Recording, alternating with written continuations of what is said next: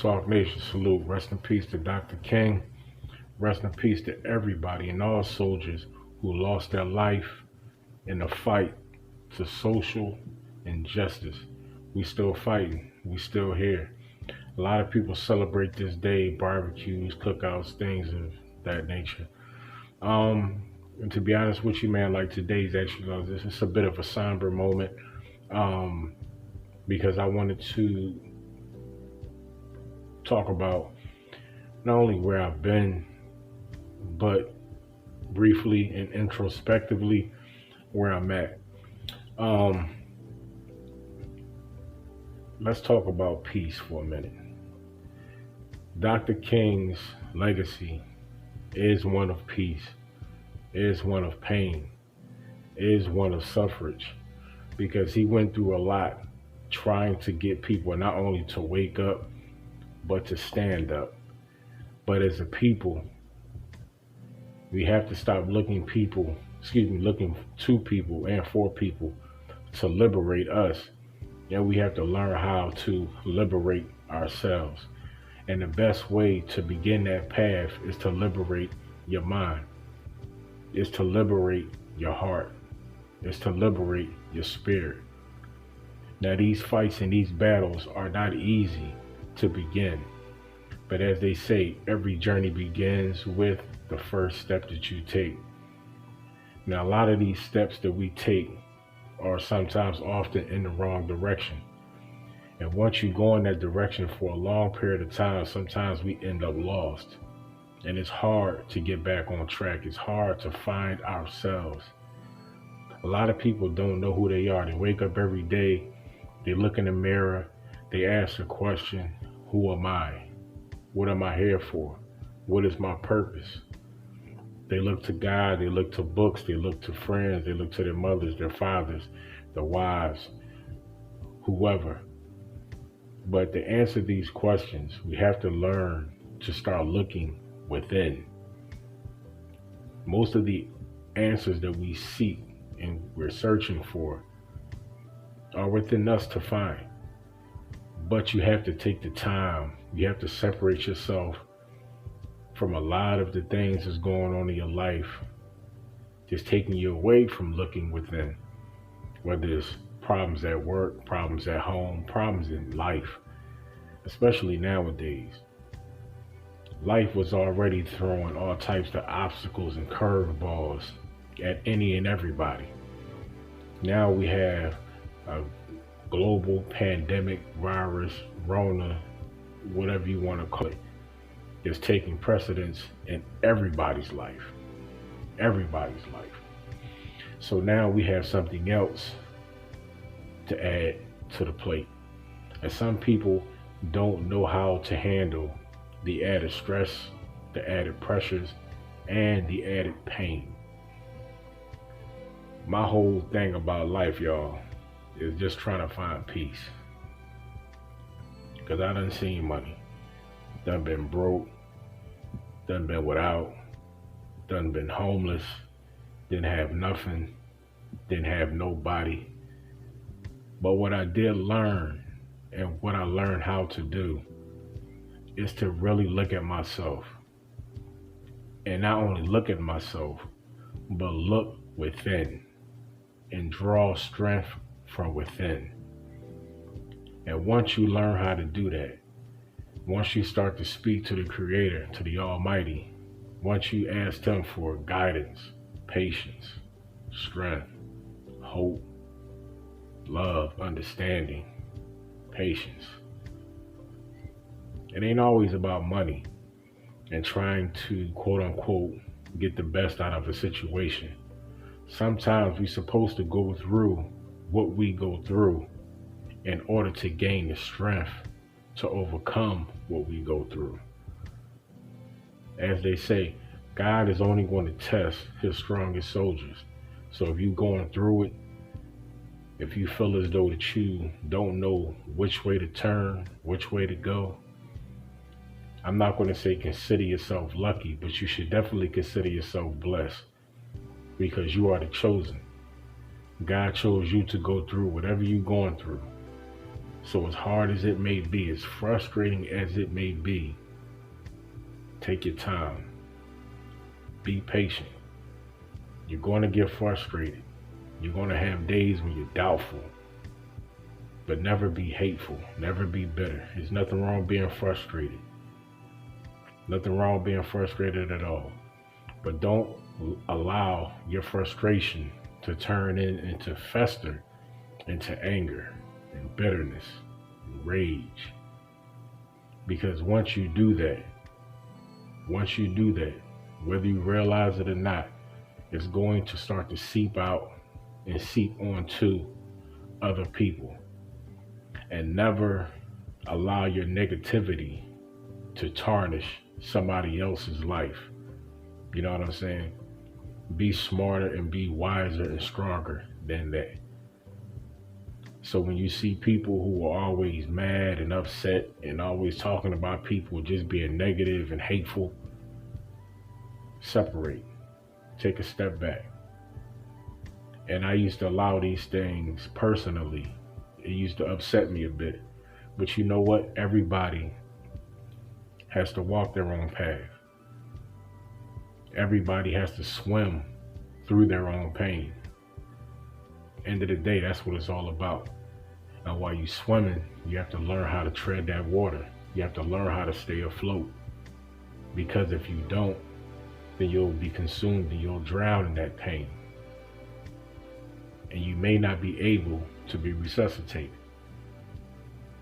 Because what you go through sometimes can be somebody else's testament. They can see what you're going through. And they can gain strength from your pain. As crazy as that may seem, you look at the role of being a parent. When your kids are small, they may not know any better, but as your kids grow and gain maturity and gain insight and they gain understanding about life and what mommy and daddy or what whomever does, they see what you go through. And a good kid and a smart kid, they understand, they know. Kids are a lot smarter than people give them credit for. You know what I'm saying? So it's important what you show them. Coming up, you see your parents struggle. And how I remember my peoples, especially my queen mother, going through struggles. She always went through it, not always necessarily with a smile on her face, but always with strength in her heart. And even to today, the things that she has went through and go through, she goes through them with strength in her heart. Because at the end of the day, that's all you can do. Life is going to throw so many things at you that you don't want to deal with, that you don't want to go through. But you're going to have to deal with them. You're going to have to go through. Why? Because it's a part of your path. And nobody can dictate what is on your path, because what is on your path is what God has chosen for you. You just have to have the strength to put one foot in front of the other, make your peace with it, and walk. You ain't got to run. Walk. Take your time. Because to gain patience, to gain understanding, to gain love, is a process of patience.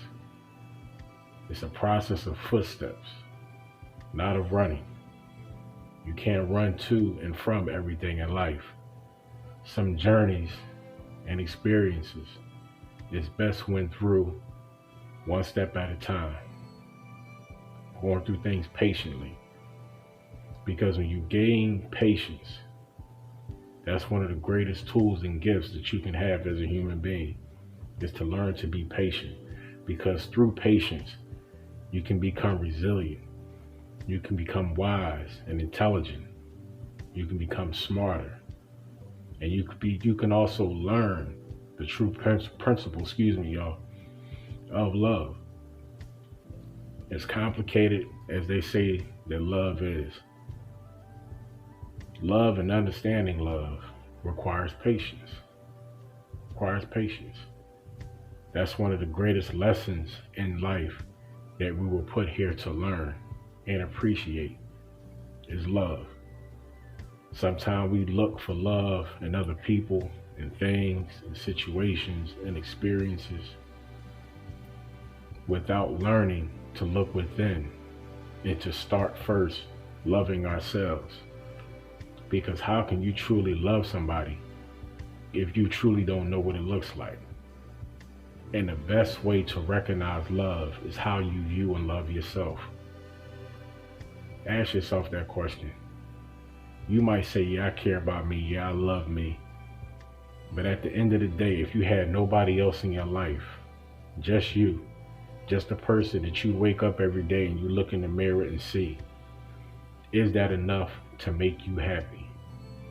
Do you feel empty? Do you feel lonely with just you in your own world? And I don't necessarily mean your own world in your head, but I mean it's just you. You don't have nobody to call, no girlfriend or no wife to hold. It's just you. Do you love you? Are you content with you? And if you can truly say yes and believe it and know it and feel it, then that's love. And once you possess that, then you can reciprocate it. Then you can recognize it. When it comes into your life, it's not a stranger. It's not a stranger. And once that peace comes into your life, you're able to hold on to it. You're able to feel it. It doesn't slip between your fingers. And the taste of it is sweeter than any candy that you can ever imagine. But you first have to understand and recognize what it looks like. So love yourself first before you think about loving anybody else. Then you'll find peace. Then you'll be on the road to finding your peace. And once you do that, then you be woke. One of the things, or many things, that Dr. King tried to teach us in his legacy, in his life, is about peace. It's about love. It's about nonviolence. Because it takes a stronger person not to throw that punch than a person who's willing to throw that punch. It took me some time to realize that. Because why? Every day at my personal journey, to some degree, it is a fight. And I have many times that I feel like getting it in. You know what I mean? As I used to say back in the day, hey man, we got to run it. You know what I mean? You feel that way in your mind and in your heart. But truly, what is that going to satisfy? What is that truly going to satisfy? Theoretically, you're just generating more pain, more frustration, more calamity, more confusion. Learn how to be patient. Not even a boxer, not even a fighter can win every fight, can win every battle. But once you learn how to lose, then you truly learn and appreciate how to win. Life carries the same principles. We're not going to win every episode and victory that comes in our path. We're going to lose. Some people may lose more than they win. But some may say those are the same people who is truly going to win in the end. Because if you appreciate the pain that you've quote unquote gathered on your path and through the process of you learning to be who you need to be, who God put you here to be,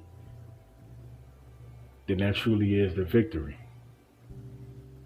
So master your pain just like you try to master your pleasures. Because if you master your pleasures and don't master your pain, when you truly go through something traumatic, really adverse in your life, then it's going to break you because you're not used to dealing with these type of situations. You're not used to that feeling. And once that feeling comes over you and takes over you, sometimes it may be just too much and it consumes you. You get lost in your own ways, as they say. You don't see light at the end of the tunnel. That's how it is, man, with a lot of people. But it is light at the end of the tunnel. But you have to be willing to not only open your eyes, some light you can't see by looking at it. No matter how many pair of eyes you got, some light you have to see with your heart, with your soul. Deep, but true. That's why, as they say, close your eyes. Close your eyes. In order to see, sometimes you have to take away your sight. You look at a person who has lost their sight. They're more in tune with the rest of their senses: touch, smell, taste, their perception. As they say, your spidey senses be tingling. They are more woke and they see more than anybody else who have two eyes.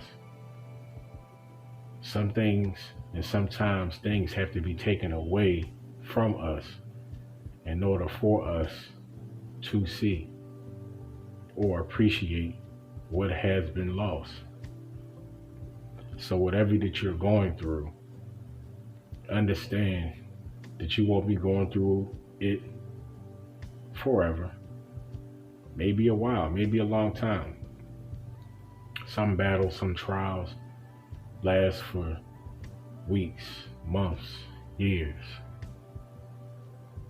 But you can't put a timetable on a development of your soul. You can't. That's the most precious commodity that any given person has on this earth, is your soul. That's the one thing somebody cannot take from you.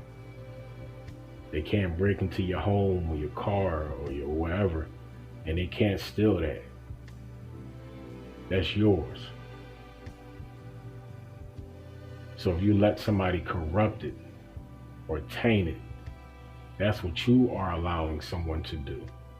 Nobody just can't do that to you.